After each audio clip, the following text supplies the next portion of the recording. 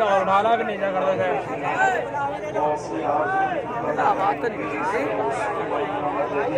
تھا یار چھٹے رہے بولتے رہے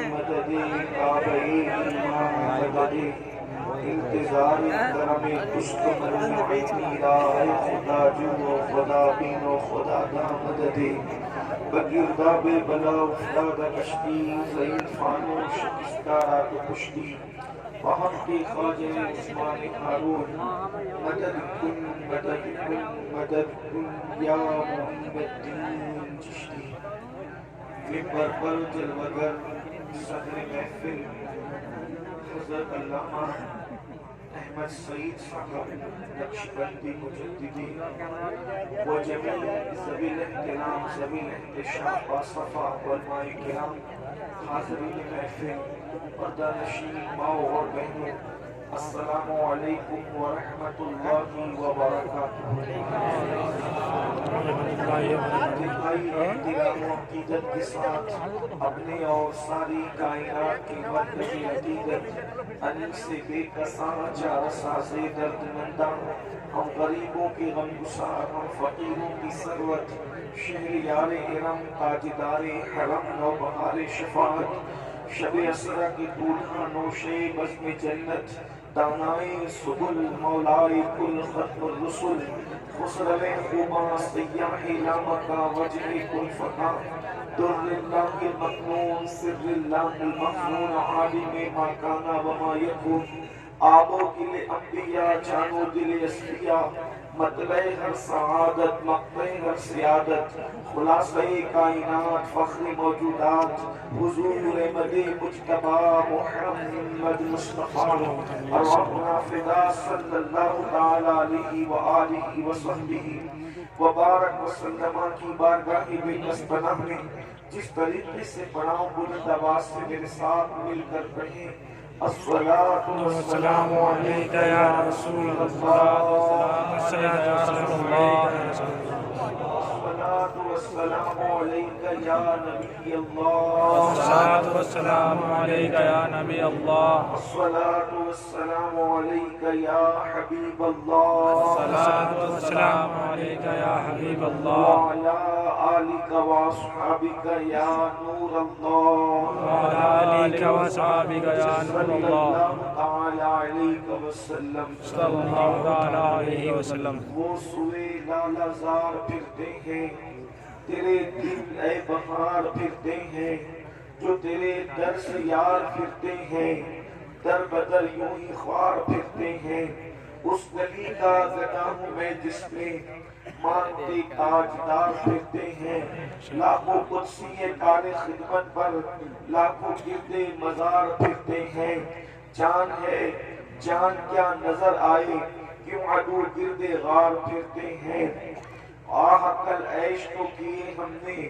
آج وہ بے قرار پھرتے ہیں ہائے غافل ہائے غافل ہائے غافل وہ کیا جگہ ہے جہاں پانچ جاتے ہیں چار پھرتے ہیں آج کی یہ محفل ہمارے حافظ خورشید صاحب کا جو ادارہ ہے حافظ جمشید صاحب کا آج اس کے سالانہ اجلاس کے موقع پر ہم اور آپ جمع ہیں اور آپ سن چکے ہیں کہ یہ محفل عقائد و اعمال کی اصلاح کے لیے منعقد کی گئی ہے ماشاءاللہ وقت کافی ہو چکا ہے مجھ سے پیشتر آپ نے مجھ سے بہت بڑے دانشور مفکرین علماء خطبہ کے خطابات اور ان کے اشعار ان کی نقابتیں سب کچھ سماعت کر لیا ہے اور اب تھوڑی دیر کے لیے کچھ باتیں آپ کی خدمت میں پیش ہے جن آیات کی تلاوت کی گئی اللہ تبارک و تعالیٰ اس کے متعلق مجھے حق کہنے اور آپ سب کو حق سن کر اس پر عمل کرنے اور اسے عام کرنے کی توفیق عطا فرمائے ایک بات اچھی طرح سے ہم سب کو معلوم ہونا چاہیے کہ ہمارا بنیادی عقیدہ یہ ہے کہ مرنے کے بعد ہمیں اٹھایا جائے گا اور جو ہماری روح ہے اس وقت ہمارے جسم میں یہی روح ہوگی، اور جو جسم ہمارا ہے یہی جسم، اسی روح اور اسی جسم کے ساتھ اللہ پاک ہمیں اٹھائے گا۔ اور یہ سبب اتنا بار بار ریپیٹ کروایا گیا، اتنا بار بار دہرایا گیا، پورے قرآن میں اتنی بات کسی مسئلے کے متعلق نہیں دہرائی گئی جتنا بعث بعد الموت، مرنے کے بعد اٹھنے کا اور آخرت کا تذکرہ کیا گیا۔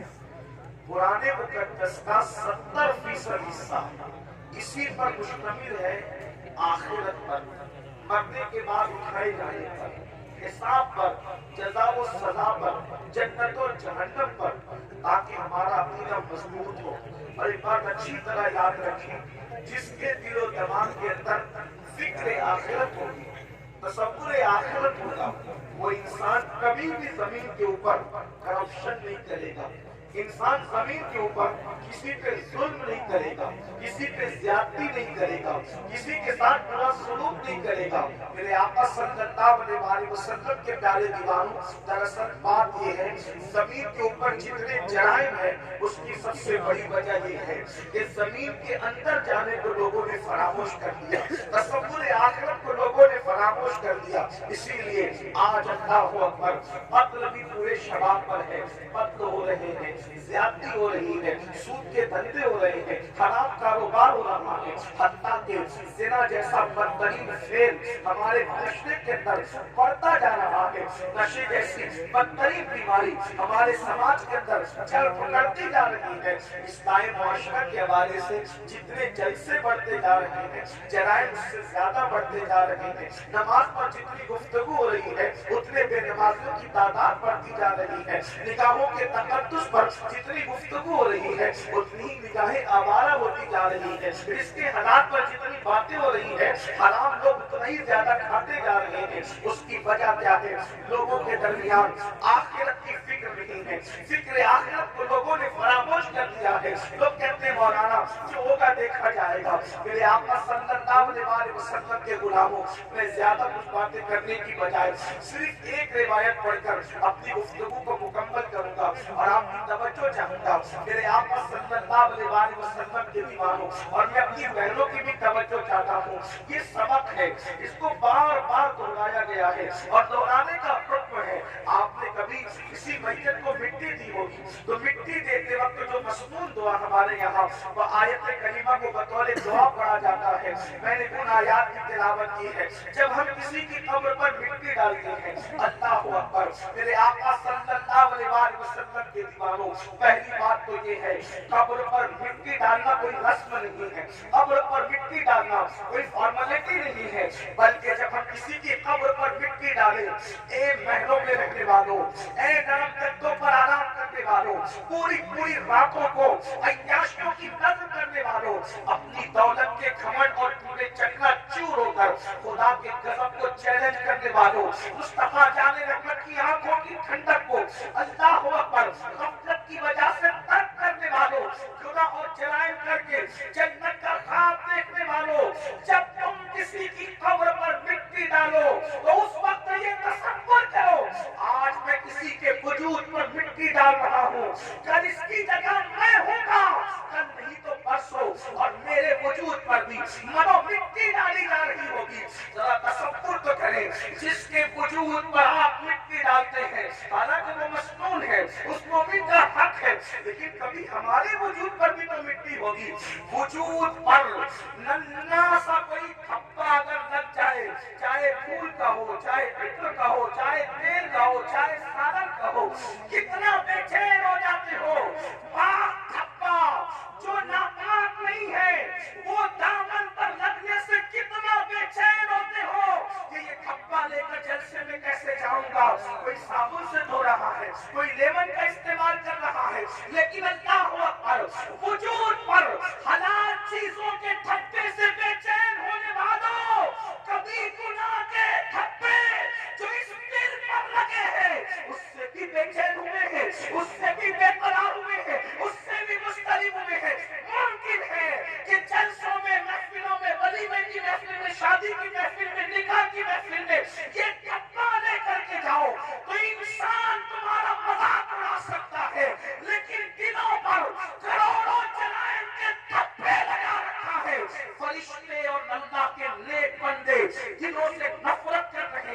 خدا کلام نہیں فرمائے گا، خدا نگاہ رحمت نہیں فرمائے گا۔ اللہ اکبر، کیا بنے گا اس وقت ہمارا؟ اللہ اللہ، جب ہم پہلی مٹھی بھر کے مٹی ڈالتے ہیں تو کہتے ہیں منہا خلقناکم، اسی پر انسان کا غرور چکنا چور ہو جانا چاہیے۔ لوگ کہتے ہیں میں سردار ہوں، میں مخیر ہوں، میں ادیب ہوں، میں خطیب ہوں، میں ڈاکٹر ہوں، میں انجینئر ہوں، میں وکیل ہوں۔ آپ جانتے ہیں موبائل کی ریکارڈنگ کی گئی کہ سب سے زیادہ دنیا میں انسان کیا الفاظ بولتا ہے؟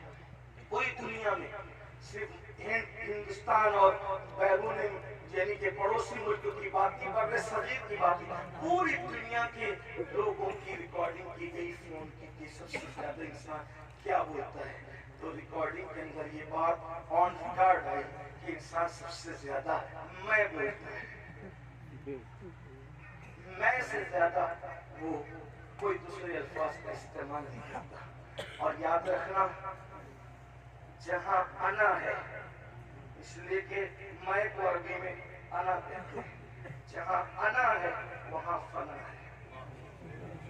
جب تک انسان میں میں ہے، اگر وہ تہجد بھی پڑھے تو اللہ کی معرفت نصیب نہیں ہوتی۔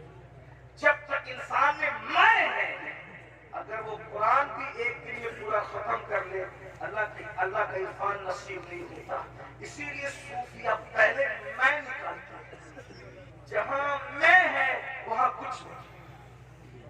حضرت علامہ شمس الدین یحییٰ منیری رحمۃ اللہ تعالیٰ علیہ اپنی کتاب مکتوبات صدید و صدیق کے مکتوب میں لکھتے ہیں، اگر انسان تیرے دل میں ذرہ برابر بھی میں انا تکبر ہے، ذرہ برابر، تو اللہ تیری عبادت قبول نہیں کرے گا۔ عبادت کی قبولیت کے لیے میں کا ختم ہونا ضروری ہے، اس لیے کہ سب کو شیطان نے تباہ کیا، اور شیطان کو جس نے تباہ کیا، اس سے پتا چلا کہ شیطان سے بڑھ کر بھی کوئی اگر نقصان دہ چیز ہے تو اس کو میں کہتے ہیں، اس کو فنا کہتے ہیں، اس کو گھمنڈ اور تکبر کہتے ہیں۔ قرآن کہتا ہے واستکبر وکان من الکافرین، تکبر کیا اور کافروں میں سے ہو گئے۔ مسلمانوں، اس لیے صرف عبادت پر توجہ نہ ہو، بلکہ جو عبادت غرور پیدا کر دے، گھمنڈ پیدا کر دے، اس سے اللہ کی پناہ، اللہ کی پناہ طلب کرو۔ یاد رکھنا، اگر دامن میں توجہ کرنا، میں صوفیہ کی بات کر رہا ہوں، اللہ اکبر، اگر گناہ کر کے ندامت ہے اور عمل کر کے گھمنڈ ہے، تو عمل کر کے گھمنڈ سے بہتر گناہ کی ندامت ہے۔ یہ بات اچھی طرح یاد رکھنا۔ آج بہت سارے لوگ شاید وہ اہل سنت کے نہیں ہیں، اپنے عمل پر نافرمان، دوسروں میں ہم نے فرق یہی ہے کہ وہ صرف عمل پر ناز کرتے ہیں، اور ہم عمل کر کے عمل پر نہیں، جانے عمل محمد رسول اللہ کی نسبت پہ نعرہ تکبیر، نعرہ رسالت، اولاد ہو قیامت۔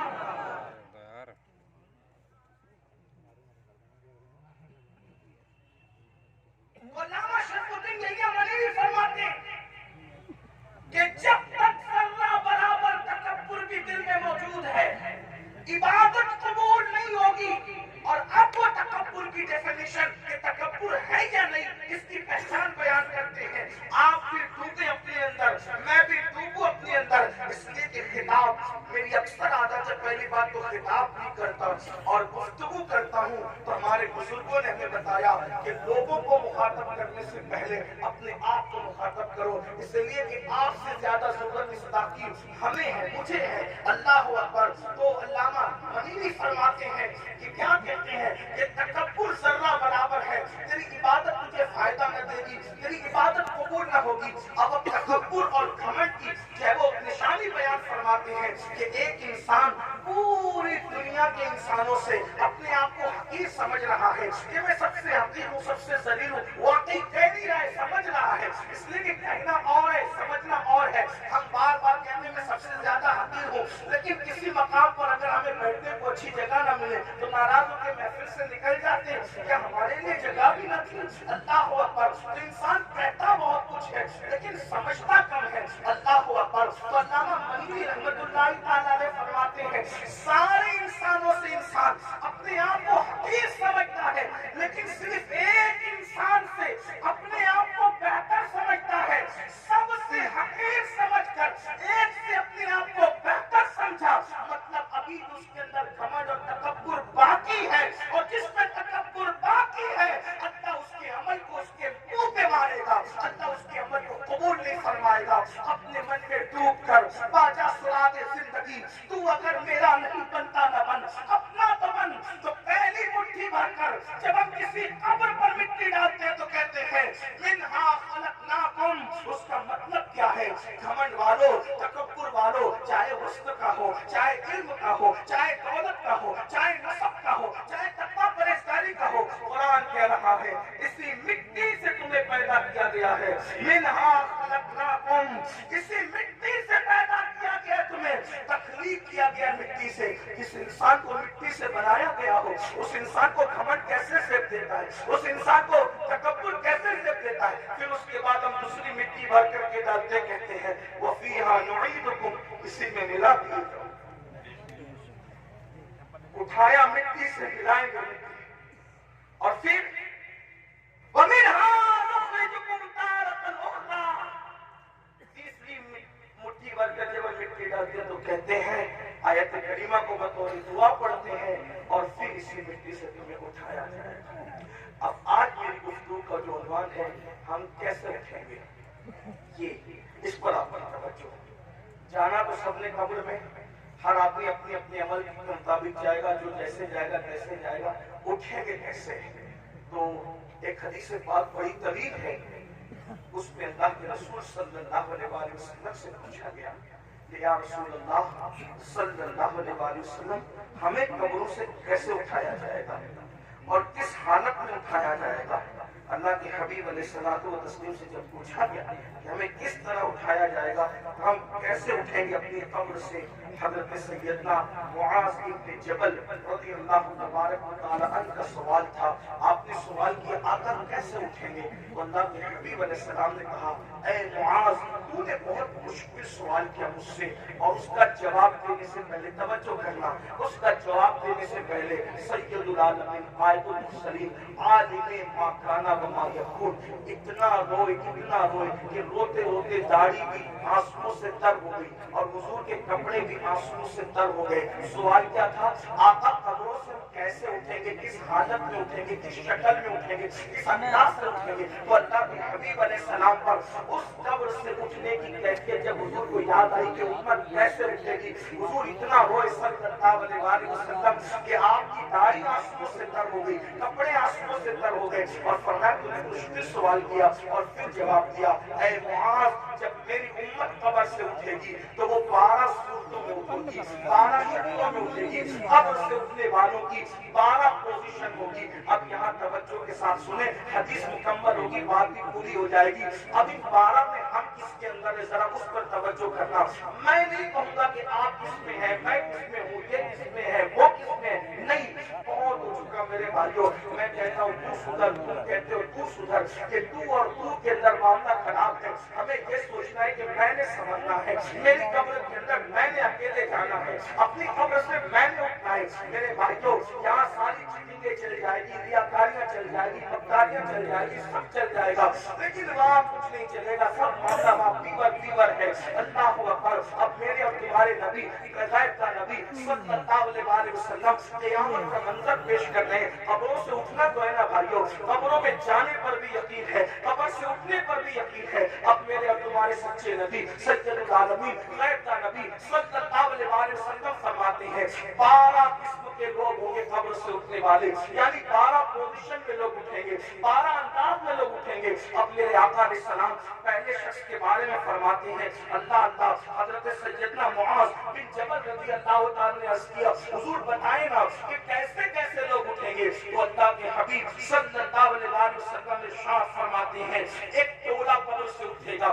یعنی پہلا گروپ قبر سے نکلے گا. قبروں سے جو پہلا ٹولہ اور گروپ نکلے گا آقا ارشاد فرماتے ہیں نہ ان کے ہاتھ ہوں گے نہ ان کے پیر ہوں گے، یعنی قبر سے نکلتے وقت، یعنی قبر میں جب دفن ہوں گے تو ان کا پورا وجود صحیح سلامت ہوگا، لیکن جب وہ اپنی قبروں سے اٹھیں گے تو ان کے ہاتھ بھی کٹے ہوئے ہوں گے، ان کے پیر بھی کٹے ہوئے ہوں گے۔ اللہ اکبر! اس حالت میں وہ دنیا سے جب گئے تھے تو اچھے بھلے، لیکن قبر سے نکلیں گے تو ہاتھ نہیں پیر نہیں، ہاتھ اور پیر دونوں کٹے ہوئے، اور اس وقت تو غیب سے ندا آئے گی، اے لوگوں یہ ٹولہ جو قبر سے ہاتھ اور پیر کٹا ہوا نکلا ہے، جانتے ہو اس جرم کی وجہ سے ان کے ہاتھ اور پیر کاٹ دیے گئے۔ اللہ اکبر! تو لوگ پوچھیں گے کس وجہ سے، تو کہا جائے گا یہ دنیا میں اپنے پڑوسیوں کو تکلیف پہنچاتے تھے، یہ دنیا میں اپنے پڑوسیوں کے ساتھ اچھا سلوک نہیں کرتے تھے، اس لیے آج یہ اپنی قبروں سے اٹھے ہیں تو ان کے ہاتھ بھی کٹے ہیں، ان کے پیر بھی کٹے ہیں۔ آپ سے پوچھنا چاہتا ہوں آج تھوڑی سی طاقت مل جائے، تھوڑی سی قوت مل جائے، پڑوسیوں کے ساتھ ہمارا سلوک کیا ہے؟ اللہ اکبر! بڑی معذرت کے ساتھ مسلمانوں، ہر پڑوسی دوسرے پڑوسی کو، ہر طاقتور کمزور کو دبا رہا ہے، بلکہ العیاذ باللہ اب تو حالات یہاں تک ہو گئے صرف پڑوسیوں کو ستایا نہیں جا رہا ہے، پڑوسیوں کی بیٹیوں پر بھی غلط نظر ڈالی جاتی، ان کی بہوؤں پر بھی اگر وہ کمزور ہے تو غلط نظر ڈالی جاتی، غریب ہے تو ان کی آبرو کا سودا کرنے کی کوشش کی جاتی ہے۔ مسلمانوں سوچو تو صحیح انجام کیا ہے؟ یہ دنیا ہے، دنیا میں کوئی روکے نہ روکے، کوئی ٹوکے نہ ٹوکے، کوئی جو چاہے جس طرح چاہے کر لے، مگر قبر ہے، آخرت ہے۔ ذرا سوچو تو صحیح، دنیا میں جس کے ہاتھ نہیں اس کا انجام کیا، دنیا میں جس کے پیر نہیں اس کی حالت کیا، لیکن آخرت میں جو اللہ اکبر لنگڑا اور لولا کر دیا جائے اس بنیاد پر، پڑوسیوں کو ستانے کی بنیاد پر۔ آئیے میں طول نہ دیتے ہوئے صرف ایک تو روایت اس سلسلے میں آپ کی خدمت میں پیش کروں۔ جانتے ہیں اللہ کے رسول علیہ السلام فرماتے ہیں کہ جبریل نے میرے پاس آ کر پڑوسیوں کے بارے میں ایسی باتیں کرنا شروع کی کہ مجھے اندیشہ ہوا کہ کہیں پڑوسیوں کو وراثت میں حقدار نہ کر دیا جائے، پڑوسیوں کو جو ہے انسان کے مال میں شریک نہ کر دیا جائے۔ آقا علیہ السلام ارشاد فرماتے ہیں کہ کوئی بندہ پیٹ بھر کر کے کھانا کھا کے سو جائے اور اس کا پڑوسی بھوکا ہو، آقا فرماتے ہیں وہ کامل مومن نہیں ہو سکتا۔ یہاں تک آقا فرماتے ہیں کہ پڑوسی کا حق یہ ہے جب تم اچھا کھانا بناؤ تو تھوڑا سا پانی اپنی ہانڈی کے بڑھا لو تاکہ وہ کھانا تم اپنے پڑوسی کو بھیج سکو۔ آج ہم جلسوں میں، کانفرنسوں میں اور تحریروں میں بڑی درد بڑی باتیں کرتے ہیں۔ آج لوگ کیا کہتے ہیں؟ اس کی بیٹی بھاگ رہی ہے، یہ ہو رہا ہے، وہ ہو رہا ہے۔ میں کہتا ہوں سب ہو رہا ہے، اگر ہم نے اپنے پڑوسی کا خیال کر لیا ہوتا تو غریب کی بیٹی نہ بھاگتی۔ اور ایک بات آپ کو بتاؤں، کس نے کہہ دیا کہ صرف غریب کی بیٹی بھاگ رہی ہے؟ بڑی معذرت کے ساتھ صرف غریبوں کی نہیں بلکہ مالداروں کی بھی، اور اس کی وجہ صرف غربت نہیں ہے بلکہ اچھے رشتوں کا نہ آنا بھی اس کی وجہ ہے، جہیز کی دانت بھی اس کی وجہ ہے، ساتھ ہی ساتھ علم کا نہ ہونا بھی اس کی وجہ ہے، ساتھ ہی ساتھ فضول خرچیوں میں ہمارا پڑھ کر کے شادیوں کو بہتر کرنا بھی اس کی وجہ ہے۔ لیکن بس اتنا عرض کرنا چاہتا ہوں اپنے پڑوسیوں کا خیال کرو، پڑوسیوں کا لحاظ کرو، اور اگر پڑوسیوں کو ستاؤ گے، ظلم کرو گے تو یاد رکھنا قبر سے بغیر ہاتھ اور بغیر پیر کے اٹھنے کے لیے تیار ہو جاؤ۔ اسی پہ بس نہیں، آقا فرماتے ہیں وہ لنگڑے بھی اٹھیں گے، لولے بھی اٹھیں گے، اور ان کو منہ کے بل سیدھے ہوئے جہنم میں لے جایا جائے گا کہ تم نے پڑوسیوں کے ظلم کیا۔ ایک بات پڑوسیوں کے متعلق اور دستی ہوں، آج پڑوسیوں کے ساتھ اچھا سلوک ہمارا ہے۔ کل لوگ جب گھر خریدنے جاتے تھے تو دیکھتے تھے کہ مسلمان رہتا ہے کہ نہیں رہتا ہے پڑوس میں، اور لوگ مسلمان کے پڑوس میں رہنا پسند کرتے تھے، اور آج لوگ مسلم محلے میں رہنا پسند نہیں کرتے۔ کیوں؟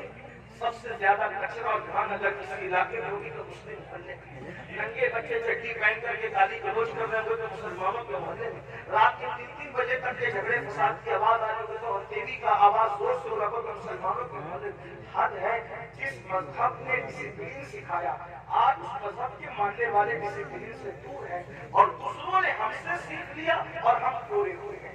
یہ رونا ہے، کوئی ڈسپلین ہماری زندگی میں نہیں۔ مسلمانوں سوچو تو صحیح، ہم کہاں ہیں؟ ہمیں اس سے نکلنا ہے۔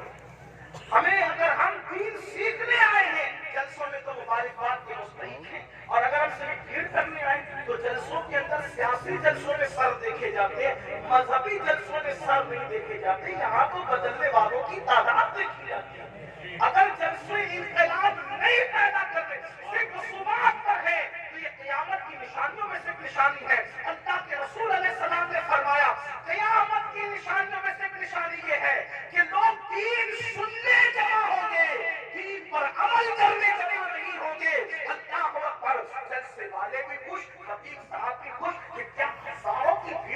لیکن کہتا ہوں یہ قیامت کی نشانی ہے، دل اس وقت تک ٹھنڈا نہیں ہوگا ہمارا جب تک کہ جیسے جلسے میں رات کے 3 بجے تک ٹک کر بیٹھتے ہو، اسی تعداد میں جب تک نماز فجر میں نہ آؤ ہمارے گلے میں ٹھنڈے نہیں ہو سکتے، اس لیے کہ سروں کو کھینچ کر سیاسی لیڈر تو کچھ ہو سکتے ہیں، مذہبی لوگ اس سے خوش نہیں۔ ہاں شکر ضرور ہے کہ آپ آگے، اللہ کا شکر ہے، شکر کرتے ہیں، لیکن کتنے لوگ عمل کرتے، کتنے لوگ تبدیل ہوتے ہیں؟ تبدیل ہونے کے لیے سنو اور آج کے بعد عہد کرو، پڑوسیوں کے ساتھ بدسلوکی نہیں ہو۔ ایک بات آپ سے کہتا ہے، ہمارے امام الائمہ سراج الامہ کاشف الغمہ سیدنا نعمان بن ثابت امام اعظم ابو حنیفہ کا ایک پڑوسی موسیقی کے فن میں ماہر تھے اور آپ کو ستانے کے لیے پوری رات موسیقی بجاتا تھا، میوزک بجاتا تھا، بہت تکلیف پہنچاتا تھا، گانا بھی گاتا تھا، تکلیف پہنچانے میں اس کا مشغلہ تھا۔ اور ایک بات یہ بھی یاد رکھنا، اگر کوئی پڑوسی آپ کو ستائے آپ صبر کریں، کیونکہ پڑوسی کا حق ہے، آپ صبر کریں، آپ اس پہ ظلم نہ کریں۔ امام اعظم ابو حنیفہ رحمۃ اللہ تعالیٰ علیہ صبر کرتے تھے۔ ایک دن کسی نے اس کی کمپلین کر دی بادشاہ کی سپاہ کے پاس، بادشاہ کی سپاہی اس کو اٹھا کے لے گئے، اور جب اس کو اٹھا کر کے لے گئے تو امام اعظم ابو حنیفہ نے کسی سے پوچھا آج اس کبیے کی آواز نہیں آتی؟ دیکھو ہم تو کبھی برساں برس پڑوسیوں کی خیال ہی نہیں رکھتے، آواز آ رہی کہ نہیں آ رہی کس حالت میں نہیں ہے، لیکن امام اعظم یہی تو بات ہے، دین مکمل دین ہے، دین مکمل نظام حیات ہے، دین مکمل جو ہے اللہ اکبر قانون زندگی ہے۔ امام نے پوچھا آج اس کبیے کی آواز نہیں آ رہی ہے، تو کسی نے اس کی خوشی حضرت اس کو تو پولیس اٹھا کے لے گئی، اس میں تو کمپلین ہو گئی ہے، اس کو جیل میں ڈال دیا گیا۔ اب میرے پڑوسی کو جیل میں ڈال دیا گیا، آپ اسی وقت تشریف لے گئے اور جانے کے بعد آپ نے فرمایا کہ میرا پڑوسی ہے، اس کو جیل میں کیوں ڈالا گیا؟ تو کہا آپ جو ستاتا تھا، گاتا تھا، میوزک بجاتا تھا، موسیقی بجاتا تھا، اس لیے یہ حال کیا گیا۔ فرمایا کوئی بات نہیں، اس کا میرا مسئلہ ہے، لیکن میں تو اس کو لے جاؤں گا۔ اور امام اعظم اپنے سورس سے، اپنی سفارش سے اس کو چھڑا کر لائے۔ رستے میں اس نے کہا میں تو آپ کو ستانے کے لیے کرتا تھا، آپ نے مجھے کیوں چھڑایا؟ فرمایا جو تو کرتا تھا وہ تیرا اپنا عمل ہے، مجھے پڑوسی کے ساتھ اس کے سلوک کا حکم دیا گیا ہے، میں نے اس پر عمل کیا۔ قدم پکڑ کر کہتے ہیں بندہ اگر کسی کو امام اعظم کہلانے کا حق ہے تو وہ ثابت کا بیٹا نعمان آپ ہی ہے۔ نعرہ تکبیر، نعرہ رسالت۔ کا طریقہ تھا ہم اپنے پڑوس کے ساتھ، آج تو پڑوس میں سگا بھائی بھی رہتا ہے، ہم اس کے ساتھ کیا سلوک کرتے ہیں؟ اچھا کھانا بناتے ہیں تو معاذ اللہ چھپا کر کے کھاتے ہیں، ایسا نہیں ہونا چاہیے۔ پھر میرے اور تمہارے آقا صلی اللہ علیہ وسلم ارشاد فرماتے ہیں دوسرا قافلہ، دوسرا ٹولہ جب اپنی قبر سے نکلے گا تو اس کی شکل سور کی طرح اور خنزیر کی طرح ہوگی۔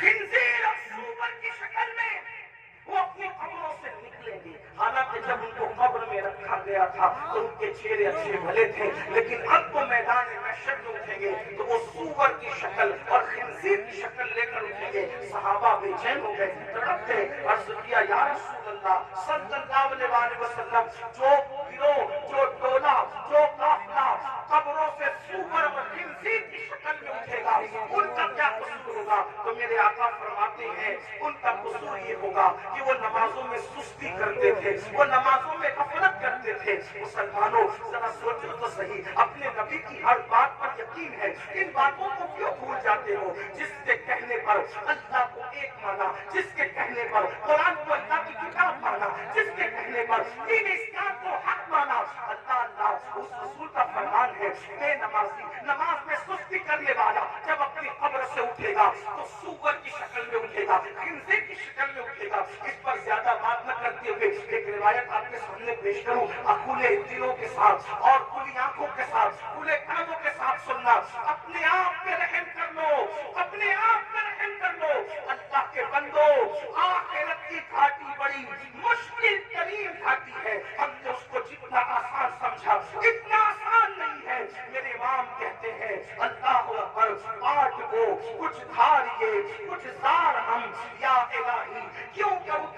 یار ہم اپنی سرکاری کا یا رب واسطہ ہو نہ رسوا پر سرے بازار ہم اللہ اللہ ہمیں فیس بک کے لیے تو وقت ہے, یوٹیوب پر بیٹھنے کے لیے تو وقت ہے, دوستوں کی محفلوں کے لیے تو وقت ہے, میرے بچوں کے لیے تو وقت ہے, سب کے لیے وقت ہے, رب کے لیے وقت نہیں.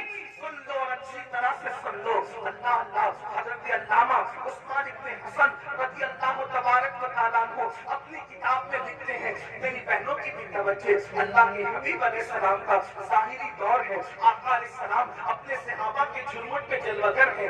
ایسے میں ایک نوجوان ہوتے ہوئے آتا ہے اور عرض کرتا ہے, یا رسول اللہ صلی اللہ علیہ وسلم, میرے ابو کا انتقال ہو گیا, میرے باپ کا انتقال ہو گیا.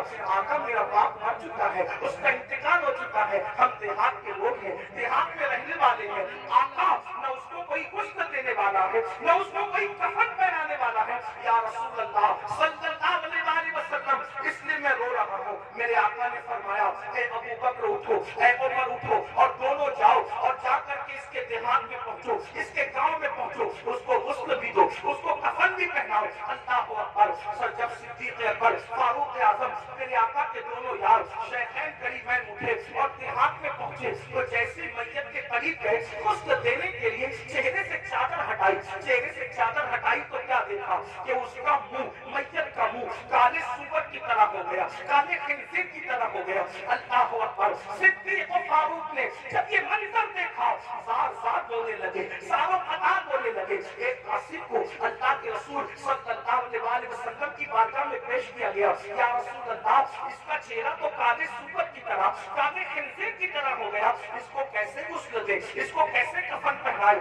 اللہ اکبر. میرے اور تمہارے آقا صلی اللہ علیہ وسلم خود تشریف لائے چل کر کے, اور جب اس کا منہ کالے خنزیر کی طرح دیکھا, حضور علیہ السلام بھی وہ پڑے. پھر میرے آقا نے دعا کی, اور دعا کرنے کے بعد اس کا چہرہ ٹھیک ہو گیا. جب چہرہ ٹھیک ہو گیا تو پھر غسل دیا گیا, کفن پہنایا گیا, نماز جنازہ پڑھی گئی. اور جب جنازہ مکمل ہو گیا تو کسی نے دھیرے سے کہا, پہلے تو اس کا چہرہ کالے سور کی طرح, کالے خنزیر کی طرح ہو گیا تھا, اب ذرا دیکھیں تو اس کا چہرہ کیسا ہے. جب دوبارہ چہرہ دیکھا گیا نماز جنازہ کے بعد, جب کفن ہٹایا گیا تو کیا دیکھا لوگوں نے, اب بھی اس کا چہرہ کالے سور کی طرح, کالے خنزیر کی طرح تھا. سب رو پڑے. صحابہ نے عرض کیا, ہمارے ماں باپ پر قربان یا رسول اللہ صلی اللہ علیہ وسلم, اس کا چہرہ بار بار کالے سور کی طرح, کالے خنزیر کی طرح کیسے ہو جاتا ہے. تو میرے آقا نے اس کے بیٹے کو بلا کر کے پوچھا, یہ بتا تیرے باپ کا چہرہ کالے سور کی طرح کیوں ہو جاتا ہے بار بار. اس نے عرض کیا, یا رسول اللہ صلی اللہ علیہ وسلم, میرا باپ کوئی گناہ نہیں کرتا تھا, بس اس کی کمی یہ تھی کہ جب نماز کا وقت آتا تو وہ سو جایا کرتا تھا, وہ نماز نہیں پڑھتا تھا. تب میرے آقا نے ارشاد فرمایا, لوگوں دھیان سے سنو, جو نماز میں سستی کرے گا وہ اپنی قبر سے اس حالت میں اٹھے گا کہ اس کا منہ کالے سور کی طرح ہوگا, کالے خنزیر کی طرح ہوگا. بتاؤ, چہرے پر کرسی آ جائے کتنا بے چین ہو جاتے ہو, کسی کے چہرے پہ سفید داغ آ جائے کتنا بے چین ہو جاتا ہے. لوگ منہ پہ رومال رکھ کے پھرتے ہیں, اگر اس کو فالج ہو جائے, میرا ٹیڑھا منہ لے کر میں کیسے جاؤں, سفید داغ لے کر کیسے جاؤں, کرسی لے کر کیسے جاؤں. اپنے جیسے انسانوں کے سامنے جب یہ عیب لے کر نہیں جاتے, جس کو ڈاکٹر درست کر سکتا ہے وہ عیب لے کر نہیں جاتے. اللہ نہ کرے نماز چھوڑنے کی وجہ سے منہ کالے سور کی طرح ہوگا, تو اللہ کی بارگاہ میں کیا منہ لے کر جاؤ گے, کس طرح منہ لے کر جاؤ گے. اور سن لو, دنیا کے امتحان میں اگر ناکام ہو گئے تو پھر کامیابی کے چانسز ہے, مگر آخرت کے امتحان میں اگر ناکام ہوئے پھر کامیابی کا کوئی چانس نہیں ہے. پہلی اور آخری مرتبہ موقع ملے گا, کیا تیاری کی اس کے لیے؟ نہیں, ہمیں ٹائم نکالنا ہوگا.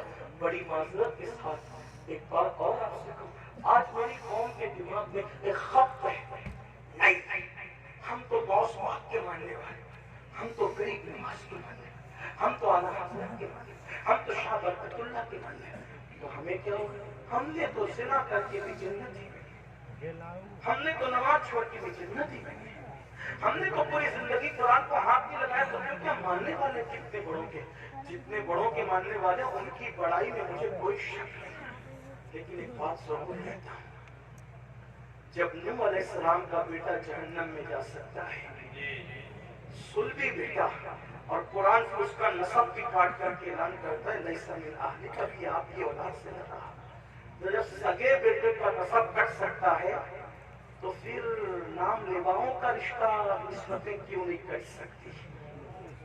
وہ شخص آسمان تک کیسے ہو سکتا ہے جو نماز نہیں پڑھی؟ کیونکہ دوستان کہہ چکے کہ بے نمازی مرے تو اسے مسلمان کی قبرستان میں دفن نہ کرتا۔